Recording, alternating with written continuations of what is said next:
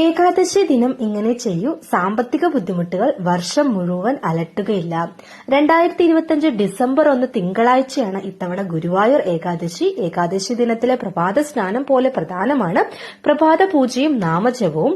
ഭഗവാന്റെ ചിത്രത്തിനു മുന്നിൽ നെയ്വിളക്ക് തെളിയിച്ച് മംഗള ആരതി 3 തവണ ഒഴിഞ്ഞ ശേഷം വിഷ്ണു ഗായത്രി ജപിക്കുന്നതിലൂടെ സാമ്പത്തിക ബുദ്ധിമുട്ടുകൾ നീങ്ങി ജീവിതത്തിൽ സർവ്വ ഐശ്വര്യം നിറയുമെന്നാണ് ആചാര്യന്മാർ പറയുന്നത്.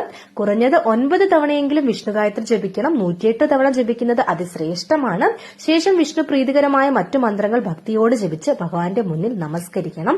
രാവിലെ കിഴക്കോട്ടോ വടക്കോട്ടോ അഭിമുഖമായി നിന്ന് വേണം വിഷ്ണു ഗായത്രി ജപിക്കാൻ.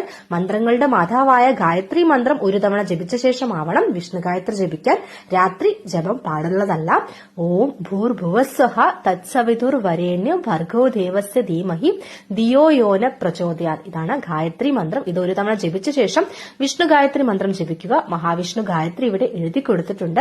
ഓം നാരായണായ വിദ്മഹേ വാസുദേവായ ധീമഹി തന്നോ വിഷ്ണു പ്രചോദയാത്.